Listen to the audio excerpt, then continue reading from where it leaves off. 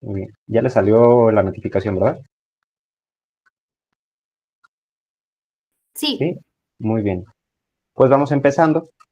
Vuelvo a lo mismo. Esta es una presentación por y para estudiantes con la intención de ayudarnos a retroalimentar sobre este tema de funciones ejecutivas superiores. Somos estudiantes de la licenciatura de Psicología, actualmente quinto semestre, pero esta es una presentación de repaso de lo que se vio o debimos de haber visto en cuarto semestre, entre otras cosas, ¿no? Básicamente es para no llegar muy verdes a neuropsicología, que es la nueva materia que vamos a recibir en este nuevo semestre. Tenemos una invitada, Rosario, licenciada en Pedagogía. Y no sé si quieras decir algo, Rosario, presentarte o algo. No, pues más, como había mencionado, pues muchas gracias por la invitación, Juan. Y pues también más que nada, pues también esto nos va a ayudar a tanto a ustedes como a mí, pues porque pues quieran o no, la pedagogía y la psicología sí se llevan muchísimo de la mano, porque también en pedagogía tenemos este análisis de, tal vez no del psico como ustedes, pero sí algunas funciones y otras cositas que nos van a ayudar a poder ahora sí que tomar el contexto del estudiante y poder bajar el aprendizaje a cómo tienen sus funciones ejecutivas. Le mencionaba a Juan básicamente que nosotros en pedagogía trabajamos mucho con esta parte de las funciones ejecutivas porque pues ya ven que dentro de eso está la motricidad y algunas otras cosas, ¿no? Entonces, eso es muy fundamental para lo que viene siendo lo educativo. Por eso también está muy relacionado con lo que viene siendo la neuroeducación. Entonces, creo que es lo que puedo agregar hasta ahorita. Muchas gracias, Rosario. Y sí, efectivamente, obviamente están muy, muy, muy de la mano. Tiene que estar complementado, obviamente. Sí es verdad que en psicología pues profundizamos un poquito más. De nosotros pues apenas estamos profundizando, ¿verdad? Apenas estamos a mitad, como quien dice, de la carrera. Entonces, pues vamos empezando. Funciones ejecutivas superiores. Y para empezar, pues tengo un índice que he preparado para todos ustedes. ¿Cómo va a constar esta clase? Pues primero es una introducción, un poco de historia de cómo se fue consolidando este concepto, qué son las funciones ejecutivas, la definición de estas mismas. La ubicación neuroanatómica, específicamente está involucrado el lóbulo prefrontal o el lóbulo frontal. Ahorita vamos a ver estas distinciones conceptuales. Después tenemos los componentes principales que son en total y de acuerdo con una tutoría que nos dieron, una experta que tiene una maestría en neurociencias, se llama Yasmín de Anda, igual aquí está citada y todo, nos hablaba de estas 8 funciones ejecutivas. Estas serían las funciones ejecutivas superiores de acuerdo a lo que se nos fue dicho en esa clase de tutoría. Son 8, desde la inhibición, flexibilidad cognitiva, monitorización, planeación, memoria de trabajo, toma de decisiones, resolución de problemas y fluidez verbal. Por último, en estas no vamos a profundizar, sino que yo les proporciono un link donde hablan sobre estas y después, pues ya si ustedes gustan, pueden profundizar en cada una de ellas. Son las pruebas psicológicas que se utilizan para evaluar cada una de estas. Por ejemplo, tenemos el de Stroop, el Torre de Hanoi, de Wisconsin, y tenemos también el de palabras que están como diferenciadas de colores. Ahorita vamos a ver cómo algunas de ellas, empezando con el control inhibitorio. Y finalmente hago un cierre con una parte que a mí se me hizo muy interesante y que también por eso procuré que tuviéramos a Rosario hoy como invitada, sobre el tema de la neuroeducación, que también les recomiendo algunos links en ese mismo apartado, donde les voy a decir como de qué se tratan esos links, un poquito por encima para que ustedes posteriormente, si les interesa, pues puedan ir a leer o a verlos, ¿no? En realidad son conferencias, están en YouTube. Entonces pasamos con lo siguiente. Entonces empezamos con la introducción, ¿no? Un poco de historia. Vamos a aclarar una cosa desde ahorita. Como esto lo hice a través de las vacaciones, que lo hacía como una recolección de datos y de información en tiempos libres y así, actualmente sabemos que pues no podemos descartar del todo el uso de las herramientas como la inteligencia artificial. Entonces, cosa que no vean citada es cosa que es de la inteligencia artificial, ¿ok? Cosa que vean citada es cosa que viene de una fuente específica de información. Algunas cosas que no están citadas es porque lo veo un poquito, pues, que no vería tanto problema en el caso de que me lo dé una inteligencia artificial, como por ejemplo el tema de la historia, que yo esto de la historia lo puedo relacionar con otras fuentes de información y puedo contrastarlos y dar fe de ellos. Entonces me ayudó a dar esta pequeña introducción o resumen de cómo se consolidó este concepto, que viene desde lo que se conoce con el caso de Phineas Gage, que en psicología lo vemos muchísimo. Es una persona que trabajaba o era un trabajador de ferroviario y tuvo un accidente donde supuestamente fue atravesado con una barra y le perforó desde el ojo por todo el cráneo, específicamente afectando al lóbulo frontal. A partir de aquí hubo un cambio por completo en el aspecto de su personalidad, empezando a dejar como esta incertidumbre de que seguramente el lóbulo frontal se trataba o era el principal ejecutor de estos aspectos más relacionados con lo que entendemos por seres humanos, que nos diferencian de los animales. Hay controversia con el caso de Phineas Gage. Ahorita les voy a dar un link de un video en donde intentan desmentir o dan argumentos que desmienten un poco este mito de esta persona o este personaje. Posteriormente pasamos con las investigaciones que hizo Jackson, que propusieron que las funciones más complejas del cerebro estaban asociadas a áreas corticales superiores, incluido el lóbulo frontal. Aquí ya se empiezan a establecer que estas funciones ya están dentro, pero en la corteza, en la superficie de nuestro cerebro. Y posteriormente con Alexander Luria, en el siglo XX, sentaron las bases de la neuropsicología moderna al describir las funciones del lóbulo frontal como responsables de la planificación, regulación y supervisión de conductas dirigidas a metas. Aquí ya estaban empezando a describir algunas de estas. Y por último, el término fue principalmente acuñado por Muriel Lesac en 1982. Si mal no recuerdo, es una neuropsicóloga estadounidense, si no ahorita más adelante tengo otra diapositiva, que fue la primera en decir que a estas funciones se les llamaría funciones ejecutivas. Fue quien formalizó el concepto. Entonces, ¿qué son? Esta definición la formulé yo a partir de tres fuentes diferentes de información.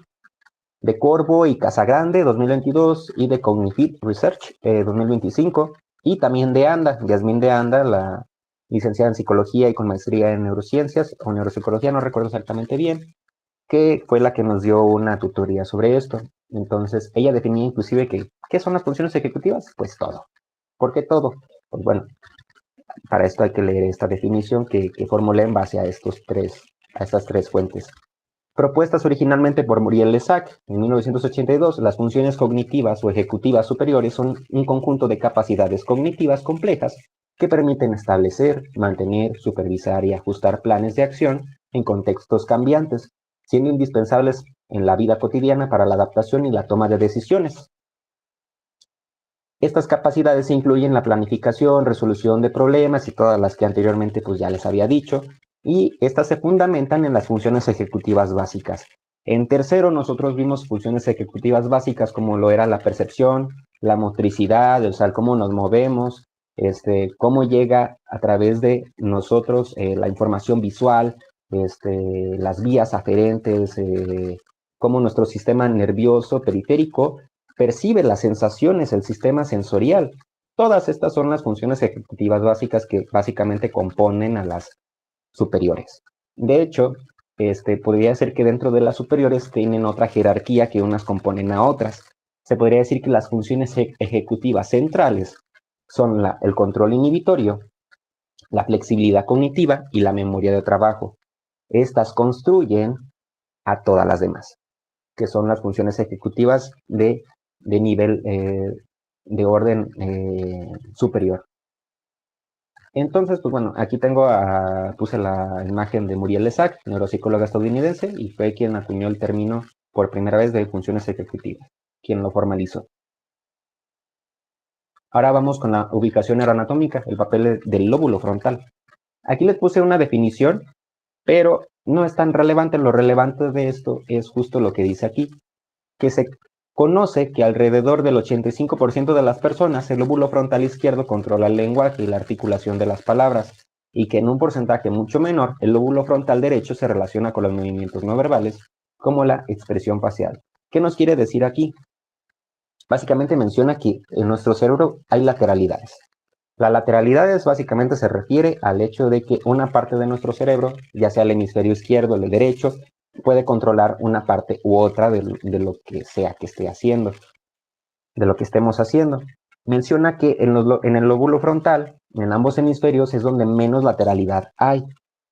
Pero pues existe esta diferenciación, que alrededor del 85% de las personas en su lóbulo frontal izquierdo controla el lenguaje, articulación de palabras, y en el otro porcentaje más menor, el derecho, pues se relaciona con movimientos no verbales y la expresión facial.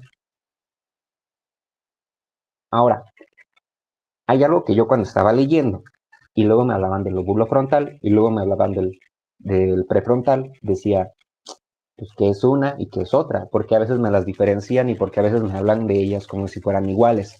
Entonces aquí vamos a hacer una distinción anatómica. ¿A qué se refiere el lóbulo frontal? Aquí hay una definición, es una región anatómica del cerebro que comprende la porción anterior de los hemisferios cerebrales delimitada por el surco central y el surco lateral.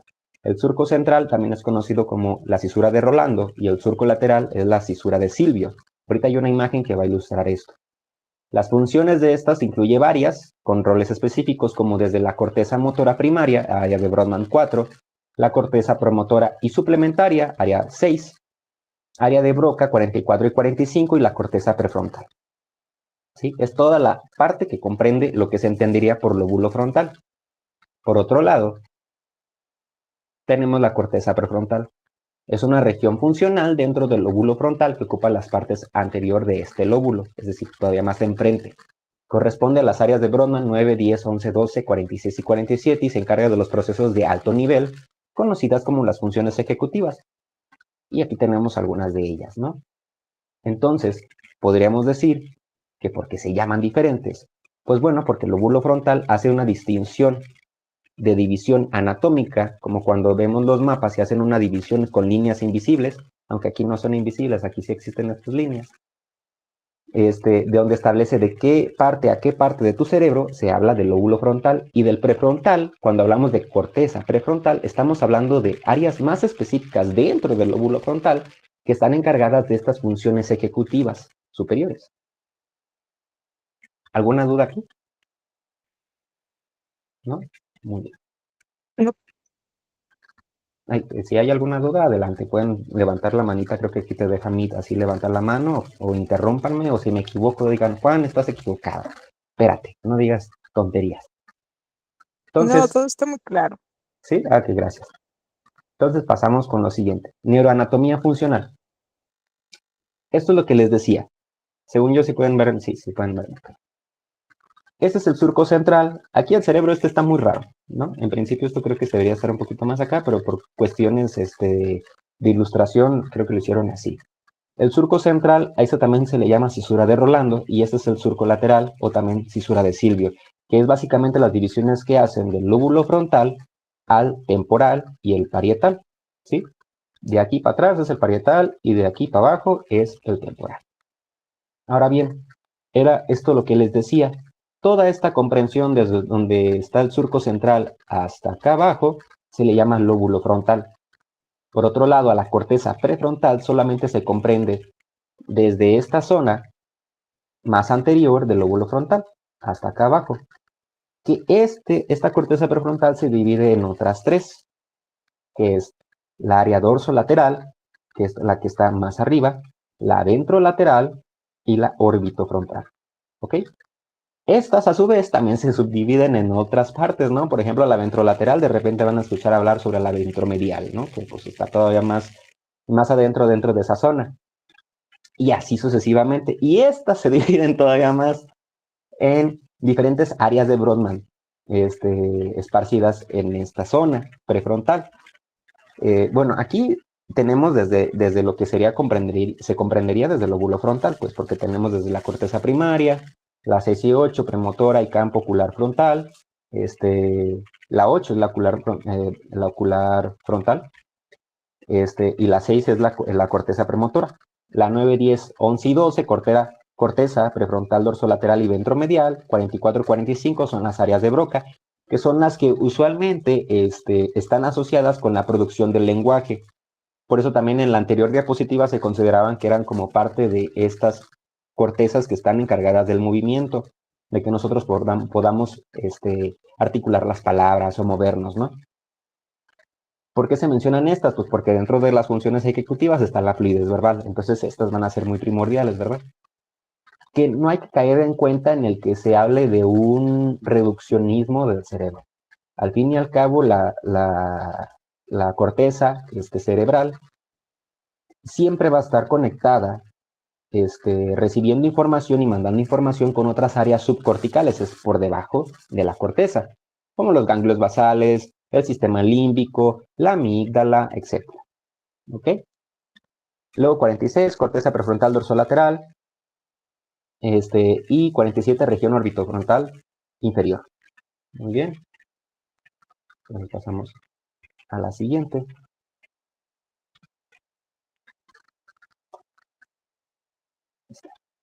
Esta imagen que les coloco aquí fue sacada de un video que yo les recomiendo que vean completo. No utiliza para nada un lenguaje sencillo, de hecho es muy complicado de ver. Se necesita de muchos conocimientos previos de anatomía, pero está muy resumido de lo que cada una de estas áreas que les digo que se divide la corteza prefrontal hace. Por ejemplo, la dorsolateral está relacionada con el control cognitivo. Literalmente del video yo tomé la captura, la puse aquí, entonces por eso les pongo ahí la referencia. La dorsolateral está muy relacionada con el control cognitivo y con la memoria de trabajo, el control atencional, la metacognición, la flexibilidad cognitiva, fluidez verbal y planificación. Básicamente esto nos sirve para que podamos asociar en dónde está ubicada cada una de las funciones ejecutivas. Que de aquí ya puedo decir yo que unas están relacionadas unas con otras, porque ya les decía que las centrales componen, que son 3, componen a todas las demás, ¿no? Control inhibitorio, flexibilidad cognitiva y memoria de trabajo. Entonces todas están relacionadas con todas. Pero nos sirve esto como para intentar ubicar a cada una en las diferentes áreas de la corteza prefrontal. Luego tenemos tanto a la orbitofrontal como a la ventrolateral, que está relacionado con el control conductual. Tenemos a la inhibición de las emociones negativas, el control de impulsos, la reducción de la ansiedad y seguimientos de normas sociales. Luego tenemos a la ventromedial, control motivacional, basada en conducta de recompensa y objetivos. Esta va a estar relacionada mucho con el sistema de recompensa, que básicamente es el del sistema límbico, amígdala, el sistema de recompensación, y también tiene conexiones con la corteza prefrontal. Ya estamos viendo aquí qué área es específicamente, la ventromedial. Luego tenemos la dorsomedial. Aquí lo manejan como diferencias entre yo y otros, y maneja conceptos como memoria de trabajo social, red por defecto y mentalización. Esos honestamente pues ni siquiera los vamos a ver, no les echo mentira, ni recuerdo de qué tratan, pero los importantes básicamente son de esa para acá. No sé si puedan poner aquí, de aquí para acá, al menos para esta presentación y estos intereses es lo que importa, pero les recomiendo que para estudiar mejor entren a ese enlace y vean lo que es un profesor que está explicando. Ahora sí empezamos con las funciones. Yo espero no tardarme mucho, voy a hacer lo más breve posible. Empezamos con la inhibición. El control inhibitorio es una función ejecutiva que permite al ser humano el control de los impulsos automáticos, permitiendo así una autorregulación consciente del comportamiento, pensamientos y emociones, además de un autocontrol de las acciones con una fuerte predisposición de ejecutarse desde una influencia interna o externa del individuo. De Ramos Galarza y sus colaboradores 2017. ¿Cuáles son los neurotransmisores implicados? Tenemos dopamina, crucial para regular el control inhibitorio, especialmente la corteza prefrontal, y los ganglios basales. Los ganglios basales, más llamados ganglios, son núcleos de la base, porque están en el sistema nervioso central y porque están por debajo de la corteza cerebral, ¿ok? Esos están muy relacionados con el movimiento. Y pues aquí tenemos justo que la dopamina es uno de los neurotransmisores principales que están involucrados también en el movimiento y que afectan directamente en los ganglios basales. Otro neurotransmisor, si estamos hablando de inhibición, pues el más lógico que se nos viene a la mente pues es el GABA, ácido GABA aminobutírico. para los amigos GABA, que es el principal neurotransmisor inhibidor del sistema nervioso central, ¿sí? Reduce la excitabilidad neuronal y previene las respuestas impulsivas. Y luego, por último, tenemos el neurotransmisor del bienestar, ¿no? De este que nos hace sentir bien.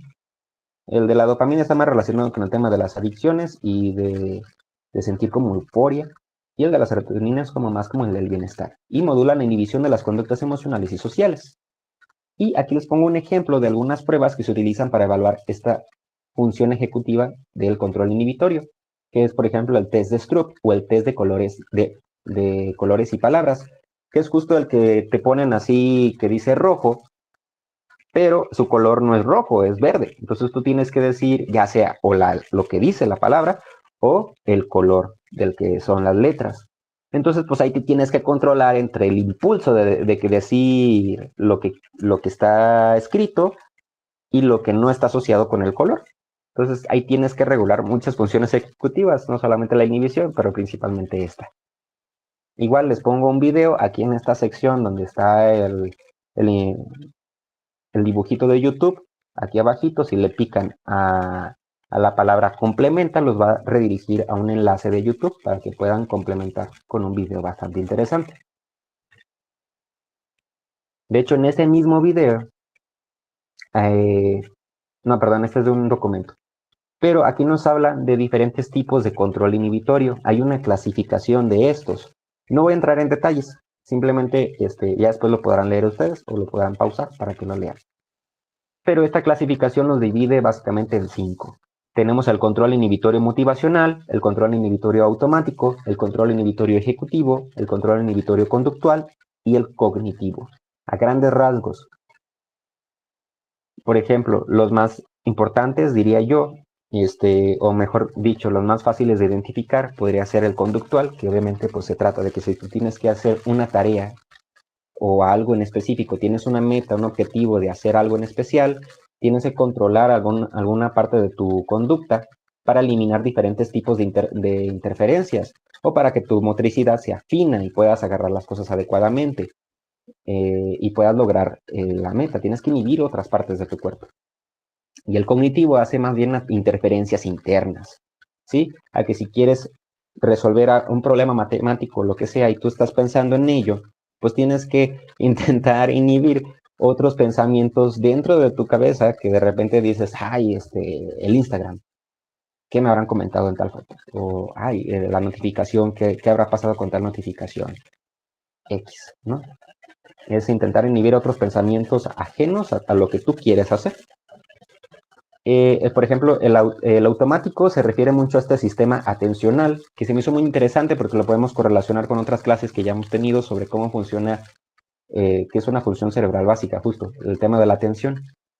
Corresponde al sistema atencional, viene a ser el complemento de la inhibición cognitiva y motora, hace referencia a un proceso donde se evita que la información que se presente sensorialmente interfiera, es decir, no se asume de manera consciente cuando una opción creando una opción para inferir con la tarea consciente que se quiere ejercer. Es decir, en otras palabras, cuando nosotros veíamos el tema sobre la atención, veíamos diferentes modelos. No me acuerdo del nombre de algunos de los autores, pero básicamente era como el de cuello de botella. Mencionaba que uno de los modelos más aceptados sobre cómo funciona nuestra atención es que nosotros no es que ignoremos por completo otros estímulos externos. Por ejemplo, yo ahorita estoy hablando hacia ustedes y si ustedes me estuvieran hablando a mí, no, mejor ya sé. Ustedes me están escuchando, pero seguramente en su casa hay ruido o en donde sea que estén. Hay ruido que está o puede llegar a interferir en lo que ustedes están prestando atención, que es ahorita mi voz. Pero ustedes no están ejerciendo esa atención de forma consciente, o sea, no están inhibiendo, como lo sería el control inhibitorio cognitivo, de forma consciente el hecho de que si está una licuadora, pues digas, conscientemente voy a intentar ignorar eso para poner atención a lo que está diciendo Juan. No, simplemente que es automático, pareciera que no desaparece, en realidad no desaparecen esos estímulos de esos ruidos, simplemente se atenúan, ¿ok? Se hacen menos intensos, les dejas de prestar cierta atención, pero allí están todavía.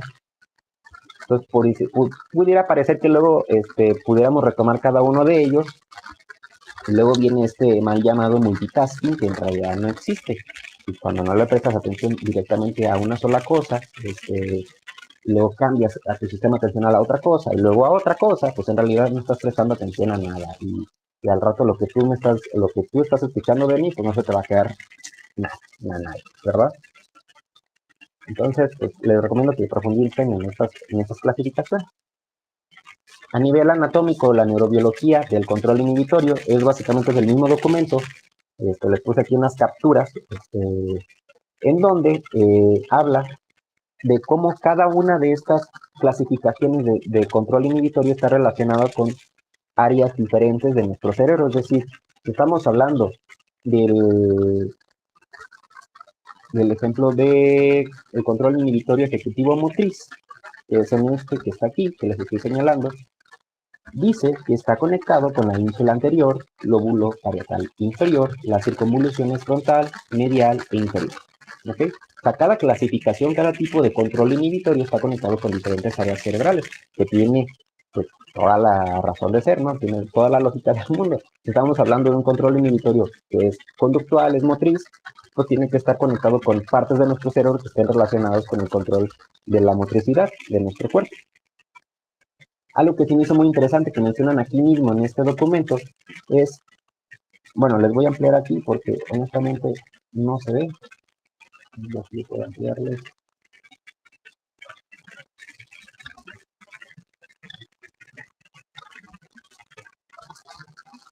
Hablan de diferentes perspectivas de autores, esto también varía dependiendo de cada autor, pero se me hizo interesante que se encuentra que las personas que tienen una lesión en la corteza orbitofrontal, bueno, perdón, en el caso del control inhibitorio orbitomedial, cuando se encuentra que tienen un tipo de lesión en esa zona, las personas tienden a tener impulsos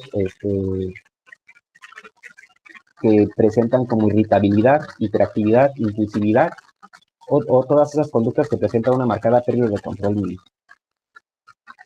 Se me hizo interesante ponérselos porque creo que a veces es más fácil asociar el contraste de lo que es un buen control inhibitorio con lo que no es un buen control inhibitorio. ¿Okay? Igual les dejo estas capturas y también el enlace de aquí abajo del documento. Ay, perdón, del documento para que puedan profundizar en ellos. ¿Ok? Pasamos a la siguiente. Y es la flexibilidad cognitiva. Les voy a leer la definición y luego les platico de este artículo que se me hizo muy, muy interesante. ¿Ok? La flexibilidad cognitiva es una habilidad compleja que implica cambiar la atención de un paradigma perceptual a otro con el fin de adaptar la actividad mental y el comportamiento de acuerdo con las demandas del ambiente. Esta función permite a la persona considerar una situación desde una perspectiva nueva o diferente o alternar con facilidad y rapidez entre diferentes perspectivas y ajustarse rápidamente al cambio en función de las demandas o prioridades.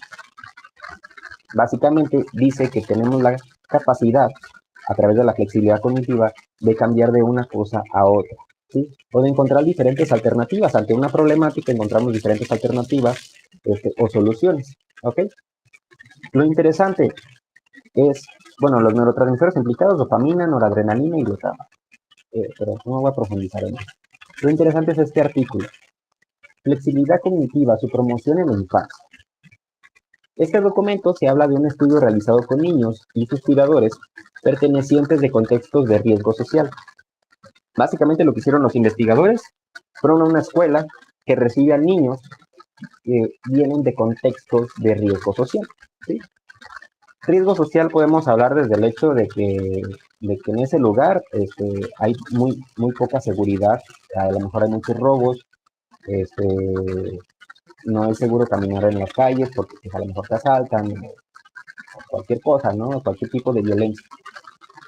Pero ¿qué resultado obtuvieron? A grandes rasgos, ¿no? O sea, les estoy resumiendo muy por encima del documento. Dice que se encontró una relación entre la flexibilidad cognitiva y las habilidades de solución de problemas, obviamente, asociado con la resiliencia. Es decir, la resiliencia, y todos recordamos qué es es básicamente superar las adversidades, el pese a las adversidades, encontrar diferentes puntos de vista, como el libro de Víctor Frank, lo que él pasó, el hombre en búsqueda de sentido, pues es un ejemplo muy claro de lo que se habla mucho de la resiliencia, que desde su concepto etimológico de lo que se asocia es que se refiere a cómo un muelle, si es estirado, creo que cierra con un muelle, si es estirado, tarde o temprano vuelve a su forma original, ¿verdad? Entonces, aquí lo que nos están diciendo es que la flexibilidad cognitiva, esta función ejecutiva superior, es asociada, puede ser asociada o es similar o equivalente a una buena resiliencia en los niños. Es decir, los niños que tenían muy buena flexibilidad cognitiva podían ver diferentes perspectivas dentro de sus contextos de riesgo social, que fungía como un factor protector interno a esos contextos de riesgo. ¿Okay? Obviamente también tiene que influir factores protectores externos, ¿no? Como los cuidadores primarios, sus padres, familia, etcétera. Pero lo interesante es justamente esto, que los niños que tenían muy buena flexibilidad cognitiva también presentaban altos niveles de resiliencia. Igual les dejo ahí el link, está, lo que les hablo es muy por encima, está súper interesante este documento. Este es otro que se llama flexibilidad cognitiva y morfología cerebral, y más bien nos habla de qué sucede en el cerebro. En este estudio se encontraron áreas significativas como el putamen, el giro parahipocampal, superior frontal, frontal medial anterior, parietal inferior, parietal superior, temporal inferior, temporal medial, lateral occipital, perdón, hipocentral y precursor. Es lo que les digo, o sea, no, cuando pensamos en funciones ejecutivas superiores y de repente alguien te habla sobre esto, y que nos pasó en la carrera, es que dicen, todo está ubicado en la corteza prefrontal, lóbulo frontal. Y ya cuando ves toda esta información dices, no, para empezar, no es en todo el lóbulo frontal, es en la corteza prefrontal, hay una división, allí diferente, y luego todo está interconectado con otras áreas subcorticales por debajo de la corteza que se relacionan con estas funciones ejecutivas superiores, ¿sí? Igual les dejo allí el documento para que puedan profundizar. La otra función ejecutiva superior es la monitorización, que básicamente es la capacidad de mantener la atención sobre una tarea contemplando que se está haciendo, de cómo se está haciendo y realizando, de manera que se pueda corregir lo que sea necesario en caso de problema o imprevisto. Esta está relacionada con la flexibilidad cognitiva y también diría yo, bueno, no solamente lo digo yo, con el control inhibitorio, ¿sí? Tienes que controlar otros impulsos, el no distraerte con alguna cosa, y aparte tienes que tener muy buena flexibilidad cognitiva en saber que si lo que estás haciendo no funciona de una forma, pues bueno, tienes que intentar otras cosas, ¿no? Por eso les pongo aquí el ejemplo con la imagen del cubo Rubik. Y tú estás monitorizando cómo está haciendo esto. Yasmín de Anda nos ponía un ejemplo de un niño que lo ponían a caminar de una esquina a otra con una cuchara aquí en la boca y tenían que llevar aquí un huevito. Entonces tenía que controlar, tenía que tener un control inhibitorio de su cuerpo para tener buen equilibrio, que no se le cayera. Aparte, buena flexibilidad cognitiva para averiguar cómo iba a solucionar eso, porque no les decían así la única instrucción era que no se te caiga. Entonces cada uno iba a saber pues cómo hacerlo, llevar el huevito de una esquina a otra, ¿no? Las instrucciones era que no se te caigan y que lo lleves aquí en la boca. Tú sabrás cómo hacerlo. Pues buscan alternativas de cómo solucionar el problema. Y pues aparte, pues tienen que estar monitorizando constantemente de ver que se esté haciendo correctamente y que no se les vaya a caer, que no se vaya a lavar para un lado o para otro. Los neurotransmisores implicados principalmente, porque obviamente habrá varios, es dopamina y noradrenalina. ¿Ok? Que la noradrenalina está involucrado porque incrementa la vigilancia y la capacidad de detectar errores o discrepancias en tareas. Luego tenemos la planeación. La planificación es definida como la habilidad de desarrollar un plan secuenciado de pasos conductuales para alcanzar una meta y formar parte de un conjunto de funciones cognitivas de alto orden denominadas funciones ejecutivas. Esta función se ve afectada en diversas situaciones de la vida cotidiana y en una variedad de trastornos neuropsiquiátricos. Por ejemplo, depresión, ansiedad, déficit atencional y esquizofrenia. Algo que no les dije en el control inhibitorio es que se ve muy asociado que cuando no está funcionando de la forma adecuada, es decir, un niño a lo mejor o una persona no tiene un buen control inhibitorio sobre sí mismo, está asociado mucho con el trastorno de déficit de atención con hiperactividad, el TDAH. ¿Okay? Entonces, tenemos aquí que la planificación básicamente es el establecimiento de metas. Tú te pones objetivos y metas a largo o a corto plazo. Y para este requieres de otras funciones ejecutivas centrales, desde la memoria de trabajo, el control inhibitorio, la flexibilidad cognitiva, para poder saber cómo establecer un plan de ruta de poder realizar o poder terminar una tarea o una meta en específico que uno tenga. Los neurotransmisores implicados en la dopamina y noradrenalina, nuevamente. Tengo aquí un documento que se me hizo muy interesante que se llama La planificación cognitiva en el contexto de la evaluación neuropsicológica e investigación en neurociencia cognitiva. Es una revisión sistemática, por lo que pues, es mucho más amplio y más profundo. De hecho, la definición es misma de este documento. Igual ahí les dejo el link para que puedan profundizar. En ese mismo documento nos arroja esta imagen, que nos ayuda a ubicar en el cerebro a qué área se refiere esta función ejecutiva y qué hace cada una de estas áreas. Tenemos primero la corteza prefrontal dorsolateral, que es la verde, la tenemos, que es el mantenimiento de la representación de objetivos y contribuye a procesos de control que ocurren en regiones cerebrales posteriores. Memoria de trabajo y complejidad del plan, monitoreo y manipulación de la información externamente generada. Lo que les digo, cada una se complementa con la otra función ejecutiva. Luego tenemos la corteza cingulada anterior, que es en esta zona azul, cerca del giro de cíngulo, y en esta se participa en acciones de seguimiento y detección de conflictos que demandan ajustes conductuales, reevaluación de acción. Corteza cingulada media, de la rosita, control atencional, aumenta la atención hacia los estímulos relevantes, se correlaciona con los tiempos de reacción al orientar la atención hacia estos estímulos. La corteza frontopolar medial, que es este color como medio naranjoso. Exploración no dirigida, supervisa la relevancia del comportamiento en curso en línea para posiblemente redistribuir los recursos de control cognitivo a otros objetivos potenciales. Y por último, la corteza frontopolar lateral, que es la amarillita. Mantener temporalmente en mente una meta en curso mientras se complementan subtemas. Monitoreo y manipulación de planes, decisiones autogeneradas internamente, desconectar el control ejecutivo de la tarea actual y redirigir la atención a nuevas fuentes de recompensa para explorar nuevas oportunidades objetivas. Esta imagen es crucial para entender el tema de la planificación y te resume muy bien todo y te ubica bastante bien anatómicamente en dónde está cada cosa. Luego tenemos la memoria de trabajo. Este es un sistema cerebral que proporciona almacenamiento temporal y manipulación de la información necesaria para tareas cognitivas complejas como la comprensión del lenguaje, el aprendizaje y el razonamiento. Básicamente, cuando tú estás en una clase, y funciona mucho así, creo que yo inclusive cuando nos estaban dando esta clase de ese mismo ejemplo, cuando uno está en una clase y de repente un profesor pregunta, a ver, ¿a qué me refería con esto? Algo que ya había mencionado anteriormente. Tu memoria todavía no se hace a largo plazo, ¿sí? Tu memoria apenas la estás reteniendo en un primer momento de todo lo que está diciendo esa persona, le estás prestando atención. Entonces el chiste es que esa memoria de trabajo funciona de tal manera en que tú puedas recabar información, es decir, como si fueras a un archivo de Drive y tienes ahí almacenado en forma temporal un archivo y lo puedes extraer, ¿verdad? Y decir, ya lo puedes leer y ves y dices, usted se refería a esto, pero es de forma temporal, en ese mismo momento.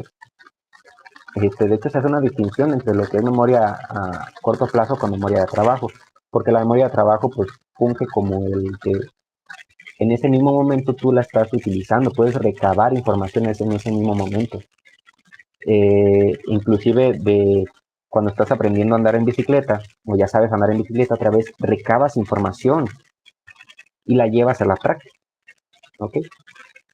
Entonces, pues nada más que se entienda que te proporciona almacenamiento temporal y manipulas esa información en el uso de diferentes tareas o metas objetivos que te pongas.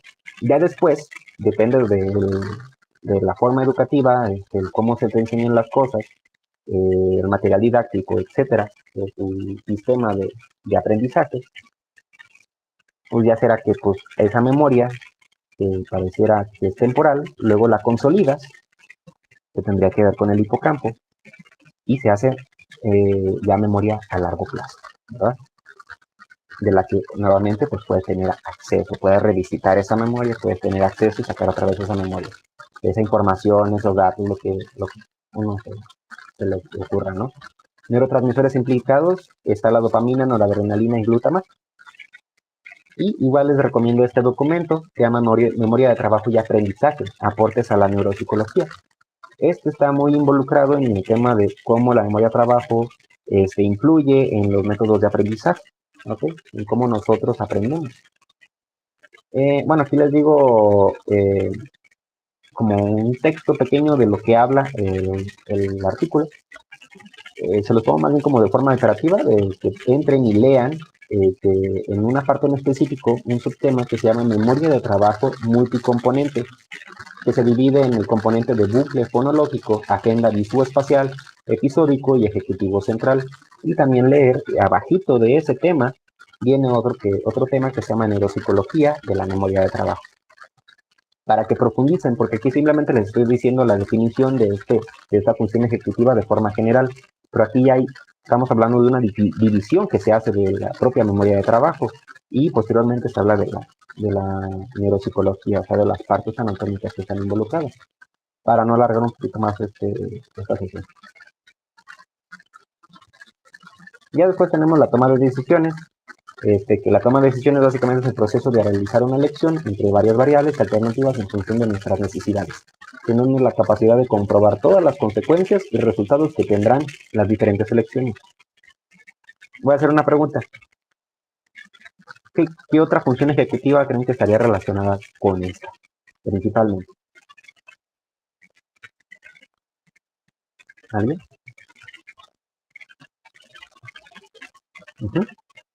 ¿Rosario?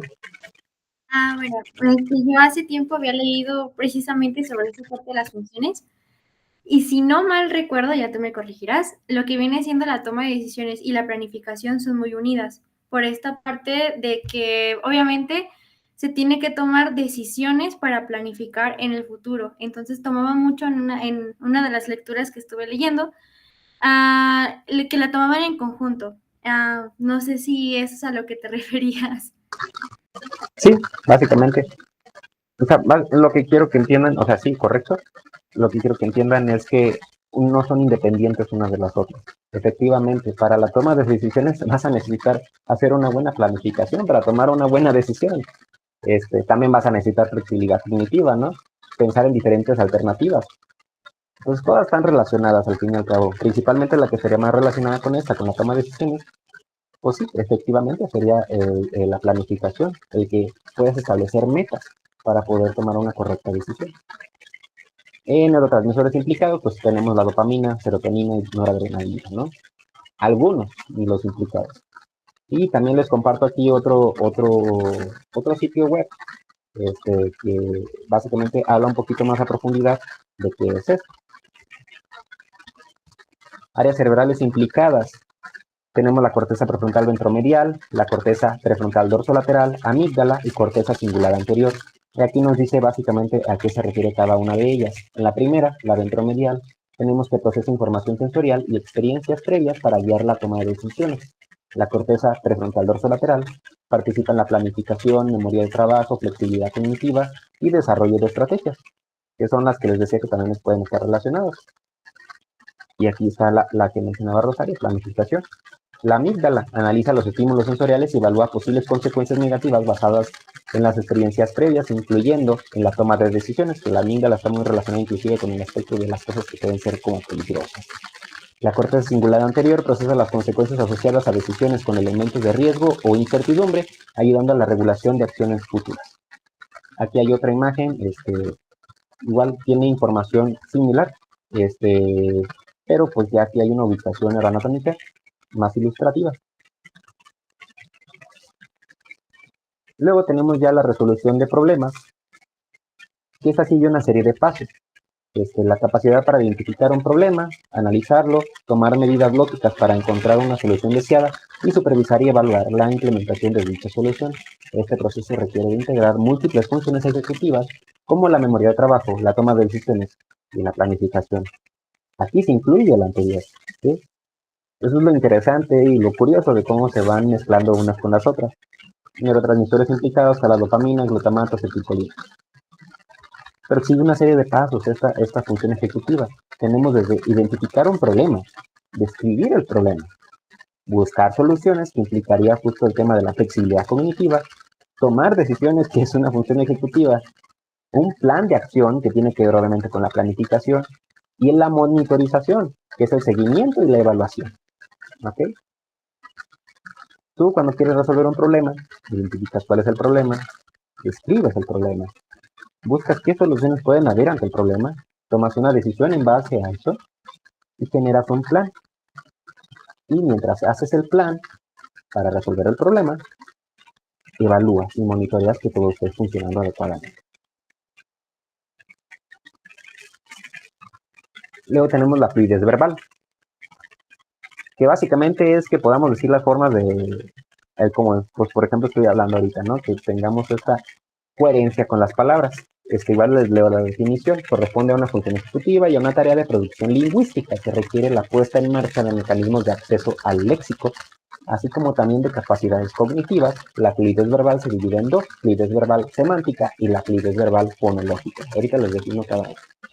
Tenemos aquí una área, una imagen ilustrativa de algunas de las áreas que están involucradas, como el córtex cingulado anterior, el córtex prefrontal núcleo accumbens y el área tegmental ventral.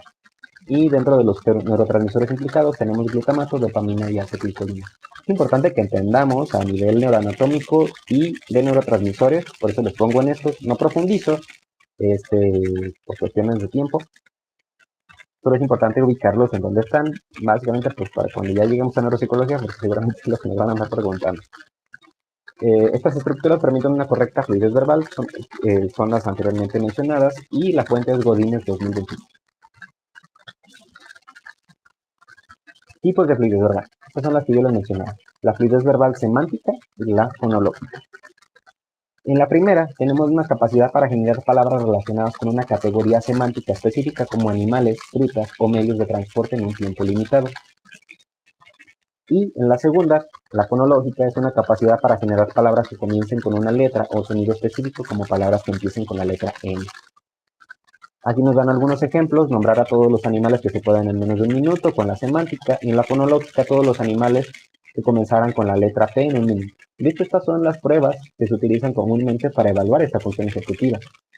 Y acá pues hay un cuadro que sintetiza esta información, pero pues creo que está bastante entendible, ¿no? Que semántica se refiere a categorías semánticas, ¿sí? A lo que pertenece un concepto en específico, ¿no? Como lo que mencionan allí, animales, ¿no? Menciona animales. Y ya si lo quieres poner todavía más difícil, animales acuáticos. Todavía más difícil, animales, yo qué sé, ¿no? Y los fonológicos, pues ya se refieren como a las tres letras específicas. Pasamos a la siguiente. Y lo que les tengo aquí, ya se terminaron las funciones ejecutivas superiores. Es una imagen clave, bueno, para mí. Básicamente para entender que la corteza prefrontal no es la única encargada de ejercer estas funciones ejecutivas. Pues sería reduccionista del cerebro.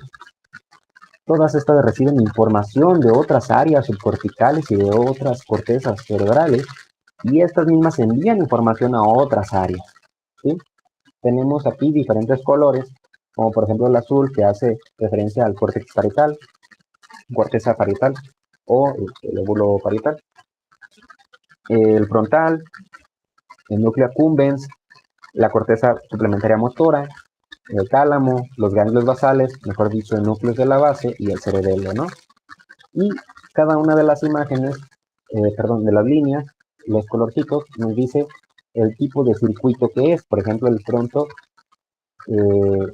cerebral network, o sea, es desde el lóbulo frontal hasta el cerebro, ¿sí? Es una conexión, es un circuito.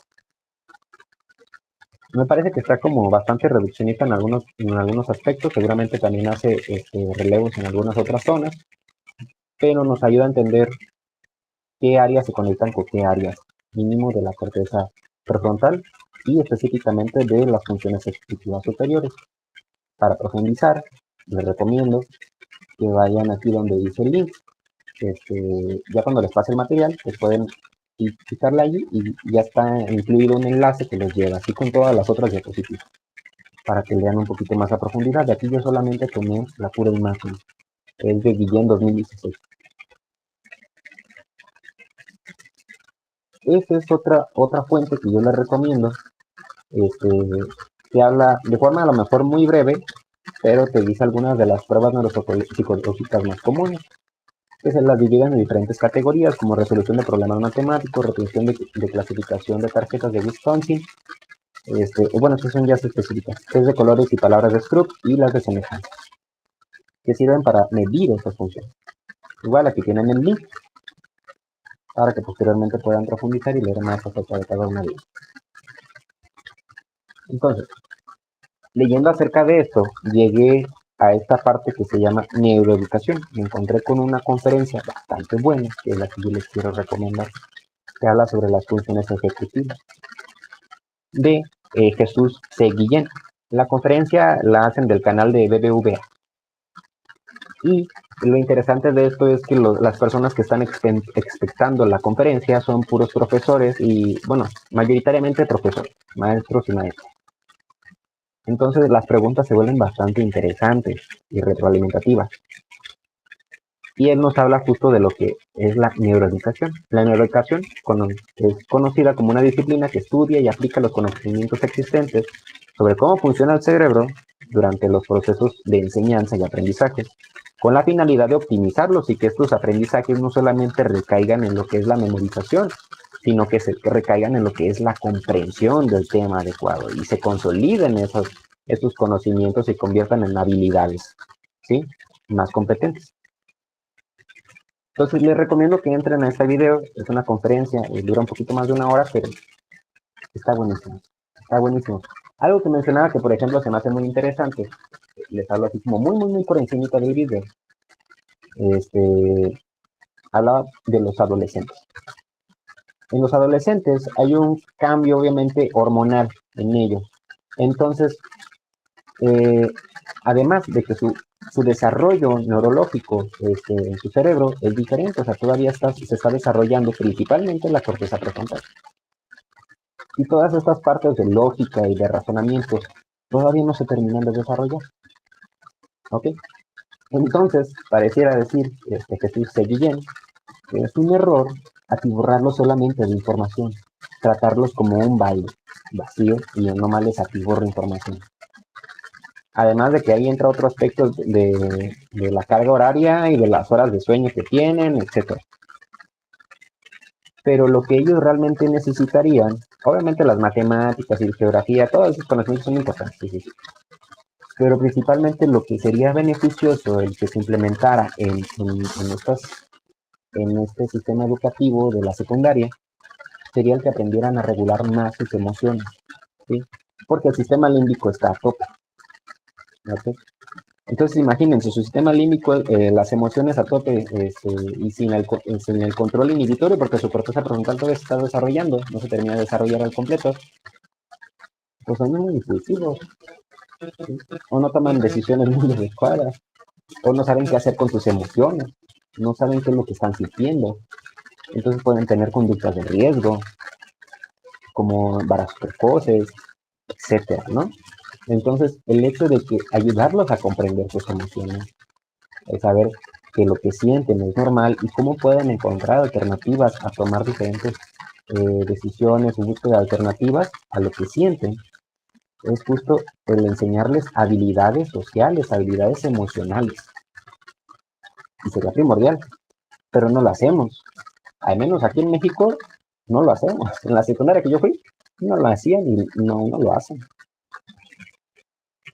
Entre otras cosas que menciona Jesús C. Guillén, la verdad es que está bastante interesante. Les planteo que por favor lo vean. y que luego profundicemos en ello porque pues, se puede hacer algo bastante útil. Y al menos yo desde el campo de la psicología sé que se pueden hacer intervenciones muy interesantes, de llevarles inclusive un poco más de promoción de lo que es estudiar en una universidad, porque por ejemplo en la secundaria a la que yo fui hay mucho rezago estudiantil. Cuando terminan la secundaria ya no siguen estudiando, ya no entran al siguiente nivel. Apenas están integrando. ¿Nos quieres hablar un poquito de eso, Rosario? Ah, sí, claro. Es que, bueno, justamente ahorita que están tomando el tema de lo que viene siendo el cerebro, bueno, en esta parte prefrontal y los adolescentes, pues a mí me ha tocado hacer la tesis de eso. Entonces, pues ya medio le sé el tema, ¿no? Pues básicamente, pues sí es cierto lo que dice Juan y sí, también yo ya había visto la conferencia, la verdad está muy buena. Miren, hagan de cuenta que dentro de esta parte, vamos explicando un poquito, ¿vale? Digamos que tenemos el cerebro del adolescente. Curiosamente, el lóbulo frontal no se termina de desarrollar hasta los 25 años, o sea que todavía nosotros estamos desarrollando el lóbulo frontal. Por eso es que muchas veces como que las decisiones que tomamos suelen ser así como o muy apresuradas o si las tomamos a conciencia, pero es por esto de esta parte. También tiene que ver mucho con las conexiones neuronales. Básicamente, en este proceso digamos que tenemos nuestras neuronas, pero ya ven que obviamente todas las neuronas tienen conexiones con todo lo que viene siendo el cerebro. En los adolescentes, curiosamente, es de que todavía no se logra concretar esas conexiones, no se logra tener algo que se llama mielina. Esa mielina es una capa que recubre las conexiones eléctricas de entre las neuronas y eso hace precisamente que al tener descargas se vaya perdiendo como un poco de la información. Y precisamente, como decía Juan, es también esa parte de que muchas veces las adolescentes toman decisiones muy impulsivas. ¿Por qué? Porque no logran todavía como razonar esta parte. Cuando estamos en parte de la secundaria, preparatoria y a lo mejor un poco de la universidad, también se trata de trabajar con lo que viene siendo el pensamiento crítico, el pensamiento lógico, matemático y todo ese tipo de cuestiones para poder ayudar a desarrollar y que precisamente madure esta parte, la materia blanca, porque ya no es la materia gris, es lo que básicamente tiene el cerebro entre ciertas edades y la materia blanca es cuando ya es un cerebro adulto. Entonces, si ven como por ejemplo de que a lo mejor todavía a los adultos les cuesta un poquito esta parte de tomar decisiones, de planeaciones y todo ese tipo de cosas, es porque a lo mejor todavía les falta madurar esta parte pues sí, esa parte ay, perdón, del cerebro, ¿no? Perdóneme, es que me emociona mucho este tema. Pero sí es como, bueno, mencioné un poquito sobre lo que viene siendo la educación emocional. Ahorita lo que es la nueva escuela mexicana está optando mucho por poner prioridad a las emociones y tener inteligencia emocional, porque muchas veces también era de esta parte de que los docentes malamente atiborrábamos a todos los estudiantes de información y también es esta parte de que no se baja la información a un contexto y eso tampoco no ayuda a que el mismo adolescente contextualice, pueda, ahora sí que indagar, tomar decisiones o incluso en esta misma etapa como tener hipótesis, ¿no? Que también es algo que viene dentro de las funciones ejecutivas. El tomar hipótesis, el tener curiosidad, el decir, bueno, si hago esto, ¿qué pasa si hago esto? ¿Qué pasa si no hago esto otro? Por eso también en la adolescencia es esta parte de rebeldía, ¿no? Entonces sí viene como muy ligado todo, ¿no? O sea, cómo es que el cerebro o sea, siento que el cerebro es una cosa, híjole, es muy interesante, ¿no? Bueno, era como todo el aporte que quería dar, pero es básicamente un poquito de lo que yo sé de la neurociencia en la educación. Muchas gracias, Rosario. Es por eso quería que vinieras. Sabía que ibas a tener mucho aporte, interés por este tema. Y efectivamente, es algo que, bueno, yo no sabía, por ejemplo, que la nueva escuela mexicana, cosa que debería de haber sabido, que ya estaba intentando implementar la inteligencia emocional, cosa que me alegra bastante. Honestamente me alegra bastante porque es fundamental el tener psicología dentro de las escuelas. De hecho, hay una normativa de que cada escuela tiene que tener un psicólogo. ¿Okay? Y bueno, sabemos malamente que muchas escuelas pues no lo tienen, no tienen ningún tipo de psicólogo o orientador. Entonces, hay muchas deficiencias todavía y nosotros podemos hacer muchos cambios, desde la psicología, desde la pedagogía, ¿sí? Desde las neurociencias. Al fin y al cabo están muy, muy, muy relacionadas, es lo que estamos viendo, ¿no? En nuestra carrera pues tenemos inclusive una especializante que es psicología educacional, entonces todo va muy, muy, muy de la mano, ¿no? Estas carreras. Por ejemplo, otra cosa que se me hace muy interesante que mencionaban en el video era la incentivación de la curiosidad en los adolescentes. El hecho de que los adolescentes se les incentive mucho la curiosidad, bueno, según Jesús Guillén, abona a que ellos se interesen más por el estudio, más por lo que están haciendo. Y de repente a mí se me ocurrían como cosas de, pues, llevar un poquito más, de hacer estas intervenciones en las escuelas y llevarles, por ejemplo, lo mismo que se hace en la preparatoria, pero llevárselos a la secundaria de las ofertas académicas se hacen en la universidad, personas que les puedan platicar a los adolescentes de diferentes tipos de carreras que hay y que pueden estudiar o optar en las universidades, que puedan hablarles de esas experiencias, cosa que no se hace porque muchos nomás piensan que pues nada más es estudiar hasta allí y ya se acabó, o muchos después de allí se meten al narcotráfico, al menos de donde yo estudié. He sabido de muchos casos que lamentablemente los captan. Entonces se puede hacer un proceso ahí de intervención, desde la pedagogía, desde la neuroeducación, desde la psicología. Vamos a trabajar en eso, van a ver y a ver qué sucede. Entonces les recomiendo que entren a este video, lo vean, profundicen en el tema de la neuroeducación y finalmente, como última diapositiva, tengo otras 3 recomendaciones. Uno es Así funciona tu cerebro, de David Bueno, catedrático en neuroeducación. Es una entrevista que le hacen a David Bueno. Les recomiendo que entren a esta entrevista en YouTube, más que nada porque te habla a grandes rasgos de todo lo que hemos visto en psicología, pero te lo dice de una forma muy comprensible, muy amena, tanto para los estudiantes de psicología como para quien no conoce nada al respecto. Entonces, les recomiendo que vean eso como un conocimiento general, un tutorial de cómo dormir. Es del canal de Migala, así se llama, Migala. Es un divulgador. No sé qué carreras tendrá, no sé, pero al menos la información que habla es sobre el tema del sueño, que el sueño es un tema abundante, muy interesante y del que todavía desconocemos muchísimo, que a mí me interesa bastante. Y entonces, pues ya hemos visto algo acerca del sueño en la carrera, entonces puedo dar fe de que todo lo que se menciona allí, pues también lo hemos visto en la carrera y tiene bastante lógica. Habla inclusive de cómo cambian los picos de cortisol en los adolescentes, en esa época, en esa etapa de desarrollo, en el que sus horas de sueño son muy diferentes a las de los adultos, obviamente a los más jóvenes, ¿no? Entonces ellos se tienden a acostar un poquito más tarde porque su pico de cortisol es a otras horas. ¿Sí? Su producción de melatonina se retrasa. Al retrasarse su producción de melatonina y de adenosina, entonces su sueño pues es todavía más tarde, todavía no les va a dar sueño, pero muchos que los quieras acostar a las 10, pues no van a poder, simplemente no pueden. Ahorita lo estoy explicando como de forma muy vaga, pero en mi video lo explican mejor. Entonces, imagínense algo que pues no se hace en las escuelas, y a lo mejor pues después lo hacen, ¿sabes? Ojalá.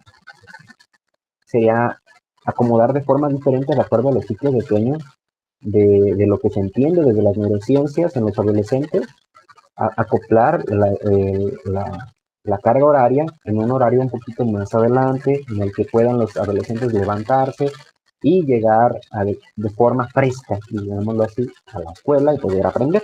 Porque también justo esta falta de sueño o el hecho de que no hayan podido dormir bien afecta o puede estar relacionado con el que se confunda un trastorno diagnóstico de los adolescentes con un trastorno de TDAH. ¿Sí? El niño no pone atención, no nos pone atención, no puede hacer las actividades, se distrae mucho, lo que sea. Pues, a lo mejor no es que tiene TDAH, a lo mejor es que no descansó bien, no ha tenido sus 8 horas de sueño recomendadas. Entonces puede hacer un mal diagnóstico, ¿verdad? Pues, en principio, pues es lo que se trataría de hacer un buen profesional, pues de descartar todo ese tipo de cosas. Pero pues creo que la neurociencia puede aportar muchísimo a un cambio estructural en la educación para favorecer el aprendizaje. Entonces, también les recomiendo que vean ese video.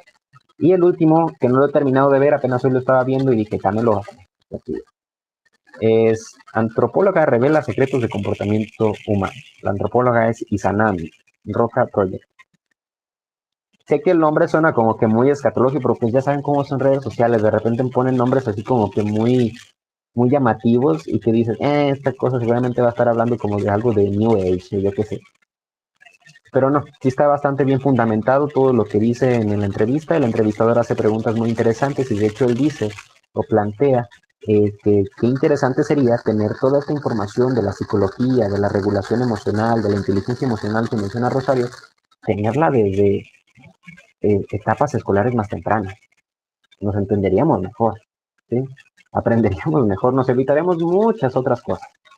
Y pues sería interesante reflexionarlo, tomarlo en cuenta, para posteriormente acercar, ¿no?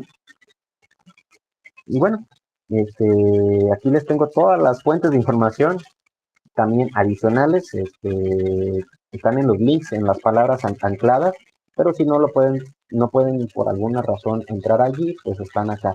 No están en formato APA porque primera, pues no es un trabajo formal, esto realmente pues simplemente lo hice en vacaciones, una semana, de ponerme a investigar, a leer como loco. Entonces, la neta, no iba a tener el tiempo de ponerlas todas en formato APA. Están citadas en formato APA, pero las referencias no están en este formato. Pero ahí están las referencias. Entonces, para que puedan acceder a ellas, intenté tenerles el máximo rigor académico posible, pero en lo particular, pues no pude, la neta. No, el tiempo no me alcanzó.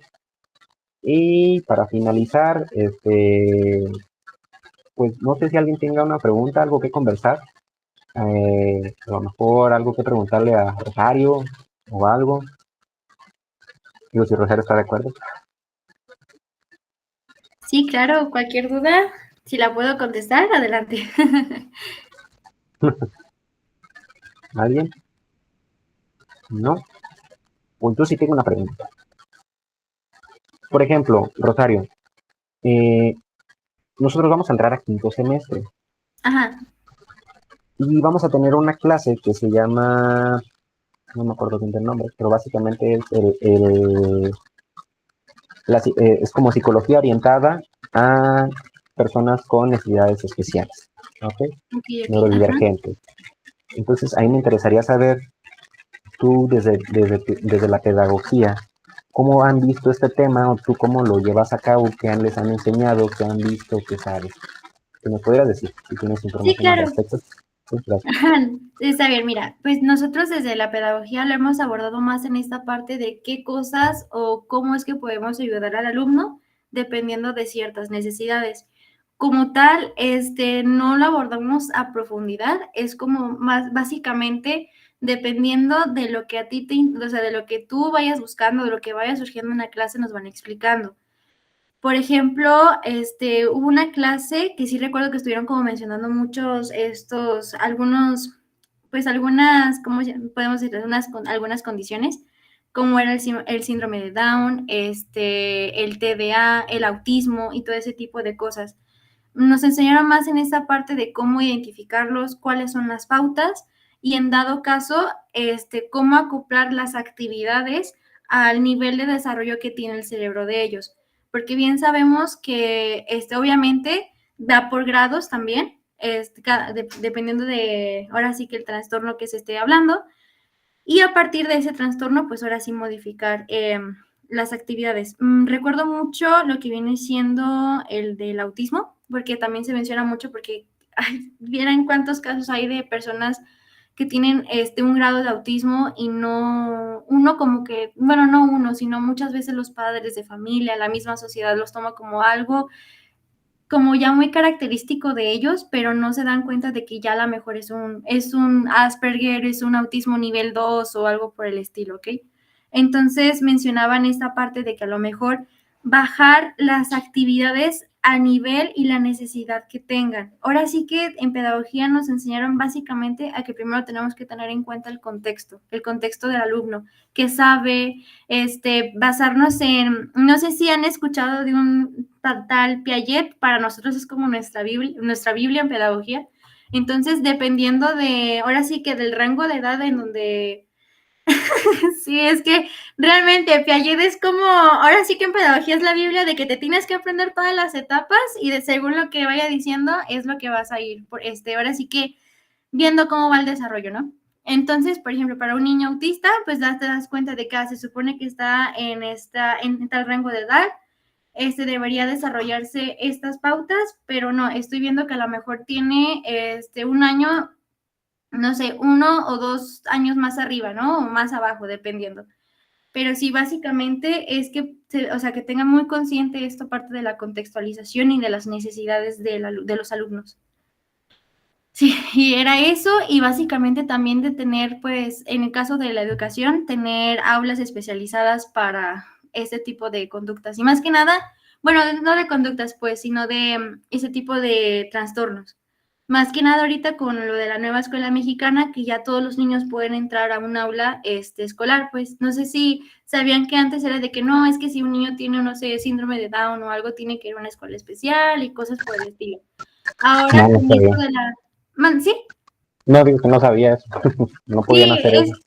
sí, antes era de que no podía como o sea, no es que no se podía, sino de que no se hacía, ¿no? De que a lo mejor una persona que tendría, no sé, autismo, síndrome de Down, TDA o algún trastorno, no podía entrar a la escuela pública. Tenía que ir a una escuela especial, pero pues sabemos que las escuelas especiales son muy caras o son difíciles de llegar, o sea, ¡ay, no!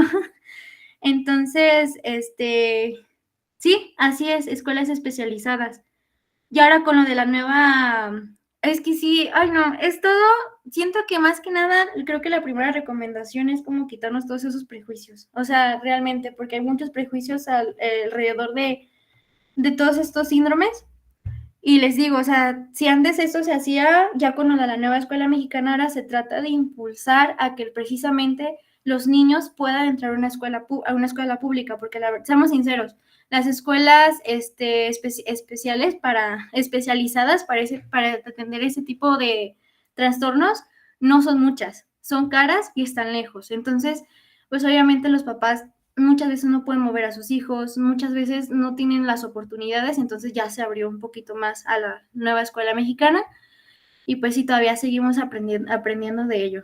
Pero hay muchísimas estrategias, o sea, que hay de todo, ¿vale? No sé si pude como responderle su duda. Si no, No, igual. sí, sí, sí. No, sí. Y de hecho, dejando de lado que coincido en que hay pocas y los costos son altísimos, creo yo que también ponen un estigma, ¿no? Al fin y al cabo, generan una estigmatización en la persona debido a su condición de vida. Entonces, ponerles ese estigma también es casarlos con su diagnóstico.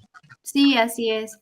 Básicamente se habla más de esta parte de que ya no se le llama, como antes lo mencionaban como un retraso, por decirlo así. Ahora no se menciona eso, se menciona que es una barrera del aprendizaje. Es una, por si llegasen a escucharla, eso significa barrera de aprendizaje y es básicamente qué es lo que impide que el aprendizaje llegue al alumno. Que a lo mejor, no sé, ahora sí que puede ser de todo, ¿eh? Incluso personas, por ejemplo, una persona, no sé, que a lo mejor use lentes, pues ya es una VAP. Lo digo yo, pues, por ejemplo, que yo utilizo lentes, ya para mí cuando yo estoy de lejos ya es una barrera de aprendizaje porque yo no veo nada. Entonces ya se trata de, ahora sí que no generalizar, pero sí incluir más. Está mucho esta parte de la inclusión. Entonces, ahora sí que precisamente se está tratando de luchar contra los estigmas que hay en toda la sociedad. Lamentablemente nuestra cultura es así.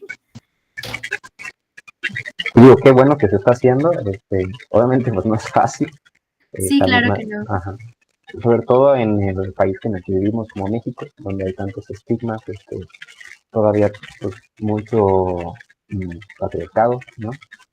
Eh, Inclusive el tema, lo mencionabas, de la palabra retraso, tiene una carga connotativa muy negativa y despectiva, obviamente. Y estos cambios, pese a que se hagan cambios, hay personas que todavía siguen haciéndolo. Y obviamente el hecho de que lo hagan, pues a veces lo hacen con una connotación de insulto. Entonces, pues obviamente hablamos otra vez de otra estigmatización que hacemos hacia las personas con condiciones diferentes o neurodivergentes. Y algo que se me hace muy, muy cool, el hecho de pensar que se están incluyendo en esta nueva escuela mexicana a las escuelas públicas, este, la palabra slur, un insulto, ah, ok, no sabía. Este, se fue. El hecho de que se incluyan a escuelas públicas, personas con condiciones diferentes de vida, podríamos hablarlos inclusive como el tema del desarrollo próximo de aprendizaje, ¿no? El hecho de que, por ejemplo, yo pueda convivir con personas tan diversas, abre mi apertura de aprendizaje a que si solamente estuviera en un solo lugar con personas que son iguales a mí. Entonces, el hecho de que hayan otras personas, inclusive de otras nacionalidades, hablando otros idiomas o lo que sea, nos ayuda a aperturarnos a otros nuevos entendimientos. Es todavía más provechoso porque todos esos entendimientos y nuevas diversidades están justo en las escuelas públicas o es en donde mayor apertura puede haber a eso. No sé qué opinas tú, Rosario.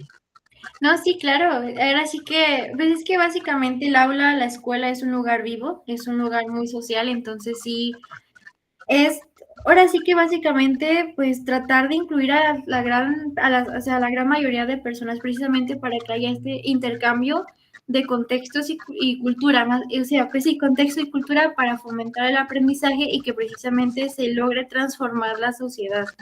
Entonces, yo estoy muy de acuerdo contigo, pues, de que sí hay que tener esta apertura, pues, para tener todo un intercambio, ¿no? Y precisamente aprendizajes y con ello, pues, avanzar en todo, todo, todo, porque, pues, a pesar de que tengamos ya nuestros años de humanidad, siento que todavía seguimos como muy, como con faltas de información en ciertas cosas, ¿no? Que falta todavía como por investigar y así. Entonces, y siento más que sobre todo, pues, en esta área de la psicología, de la pedagogía, bueno, sí, de la psicología, la neurociencia, toda esta área siento que está todavía muy abierta. Así que hay muchísimo campo todavía por investigar.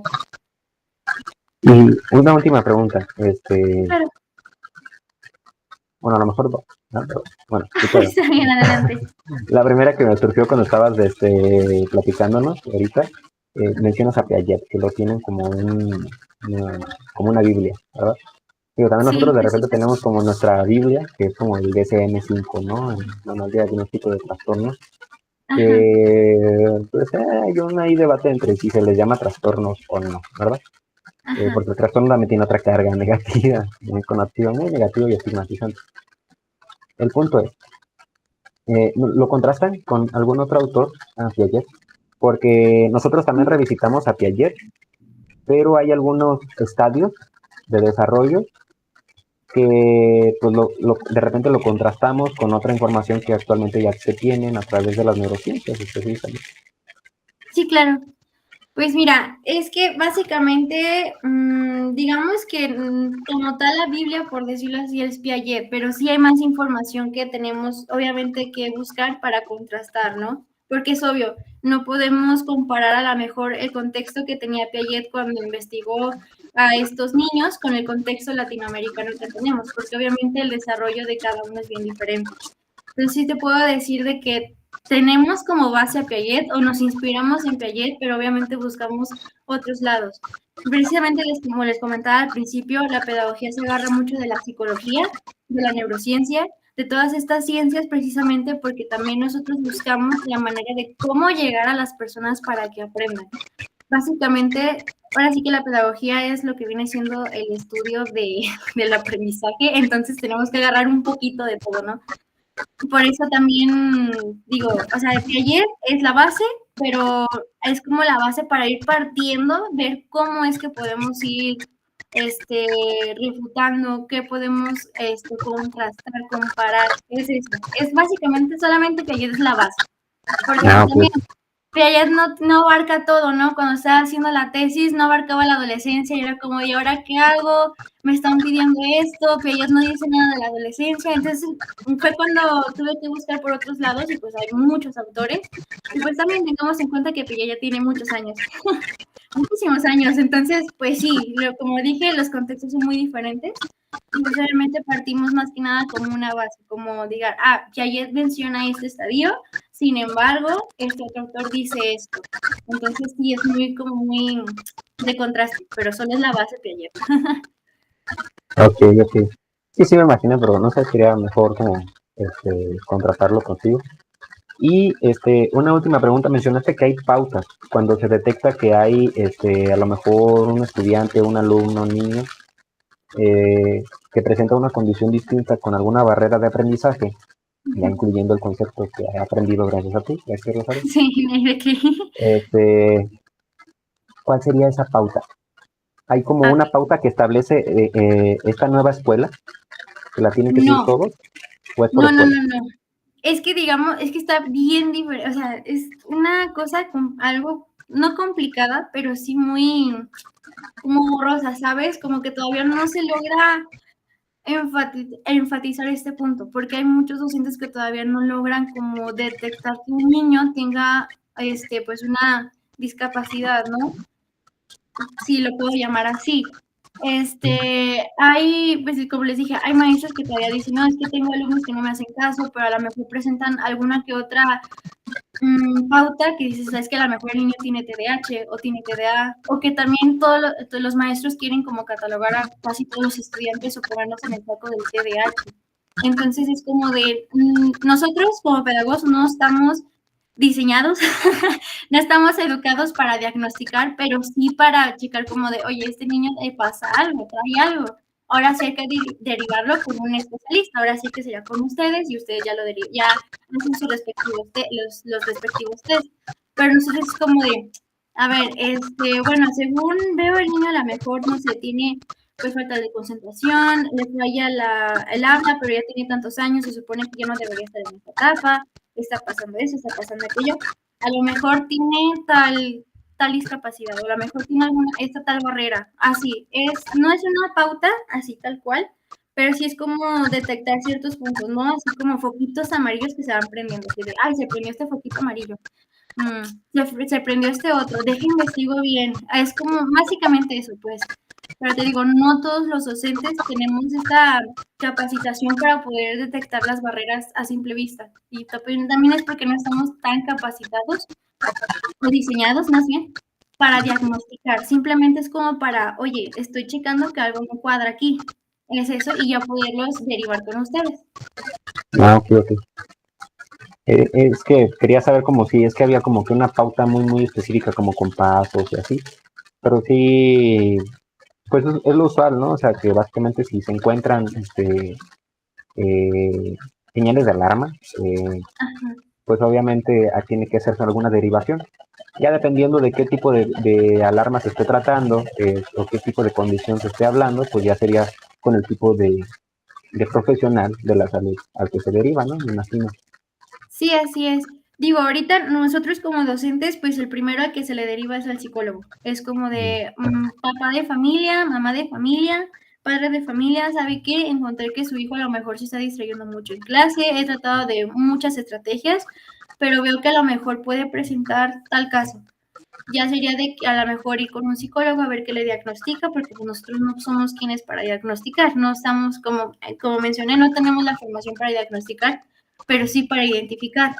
Entonces, pues como dije, van prendiendo los foquitos amarillos y es ahí cuando nosotros, los docentes, los derivamos con ustedes, para que ustedes están más especializados en eso y tienen más la formación en esas partes, ¿no? Entonces es como de, ahora sí, una red de apoyo. Bueno, si el docente notó esto, pues ahora va con el psicólogo y el psicólogo ya ahora sí ya hace sus respectivos, pues ahora sí que sus respectivos pasos, sus respectivos informes y todo para ya poder ahora sí diagnosticar al niño y tener también una medicación. Correcto. Sí, concuerdo. Ya por último, quisiera hacer como una pequeña reflexión justo lo que mencionabas con el tema de la discapacidad. Este, Nosotros estamos haciendo de repente una investigación sobre personas con discapacidad del habla y auditiva en el acceso a la salud mental, ¿no? Mal llamado sordomudo, ¿no? Ah, ok, ok. Ajá. Eh, lo digo así porque, pues, sí, es mal llamado, está estigmatizante y de hecho la cultura sorda, pues no les gusta que se les diga así y se entiende el porqué, por la Sí, carga negativa. Entonces, una reflexión que junto con lo que estabas diciendo se me viene es el de que todos estamos en algún grado discapacitados. ¿Sí? sí, Esas así es. barreras de aprendizaje que mencionas tú, justo el hecho de que si alguien ocupa lentes y no puede tener lentes, no puede tener acceso a los lentes, pues está discapacitado en su visión. Sí, El entorno te discapacita. La escuela puede ser un exactamente. lugar discapacitante si no está adaptado para las diferentes condiciones de vida de cada persona. Sí, Entonces, no. es primordial el hecho de que una escuela, cuando hablas tú de inclusividad, pues que realmente no solo sea inclusiva en las palabras, ¿sí? De hecho pasa mucho en... No voy a decir, porque luego me quemo, pues, pero voy a decir que hay unas rampas que están muy inclinadas y hay una especificación de una inclinación en específico de rampas para las personas que van en silla de ruedas. Y digamos que esas rampas no son para nada, no, ¿cuál nombres? No, me voy a subir a YouTube. Al rato me corren. No. Ni los digas, Cris. Entonces, esas rampas están demasiado inclinadas. No puede subir una persona por sí sola en silla de ruedas. Sí va a ocupar sí o sí que alguien lo esté ayudando. Sí, así es. Entonces, ese lugar, para no decir cosas, es discapacitante. ¿Sí? Sí. No, sí, te digo, o sea, concuerdo totalmente contigo, perdón si te interrumpí, pero No, es no, que, no. bueno, me acordaste de algo que pasó también en otro lugar, también no voy a decir nombres, precisamente en una institución de educación que no tenía rampas, no tenía nada de rampas, ni nada. Entonces menciona esta escuela que llega una vez una niña, una muchacha que estaba en silla de ruedas.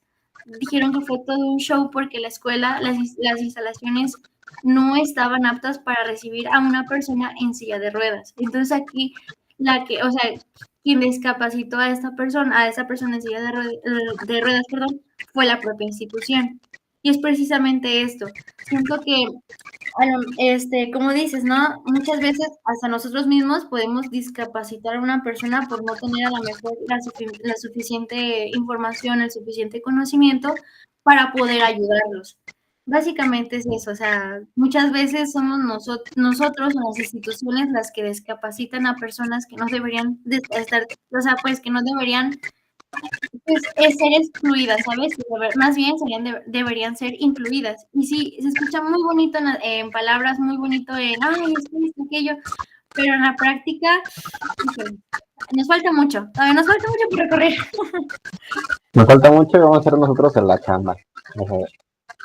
Bueno, parte de la chamba, ¿verdad? No nos corresponde todo, ¿verdad? También le corresponde Sí, así es. a otras partes, otras estructuras sociales. Pues bueno, nuevamente, primero, pues, gracias por haber estado aquí, los que estuvieron aquí. Esto va a estar subido para las personas que no pudieron haber entrado. Este, y agradecerte a ti, Rosario, gracias por haber entrado aquí a esta sesión de mí, a esta Ah, junta. no, no, de qué. Obviamente me hubiera gustado que hubiera entrado más gente para que pudiera haber hecho más preguntas, la verdad. Les dije, va a tener una invitada, licenciada de pedagogía. Este, pero pues circunstancias no todos pudieron haber estado aquí. Igual pues te explayé mis preguntas personales. Sí, Ya si en claro, y algún momento alguien tuviera otras preguntas, pues a lo mejor pudiéramos hacer alguna otra segunda sesión. No pudiera compartir alguna información si es que estuviera dispuesta. sí, claro, no, sí. Digo, sí, Sí. siempre y cuando pueda responder sus preguntas, espero y las preguntas que obviamente surgieron las haya podido contestar, dejado claro. E igual, cuando surja alguna duda, alguna inquietud o algo con relación a la educación, adelante, aquí estoy, en serio, con confianza. Muchas gracias. Muchas gracias y pues bueno, ahorita voy a dejar de grabar y pues ya sería todo de mi parte. Y nuevamente muchas gracias, Rosario, te lo agradezco. Ay, no, gracias a ustedes por invitarme a su pequeño espacio. La verdad lo agradezco muchísimo, que también me hayan dado la oportunidad de dar ahora sí mi opinión a veces, o bueno, compartir un poquito de lo que sé. Muchas gracias. Entonces dejo de grabar, también de presentar, y pues sería todo. ¿Va? Muchísimas gracias. Va que va. Tenemos-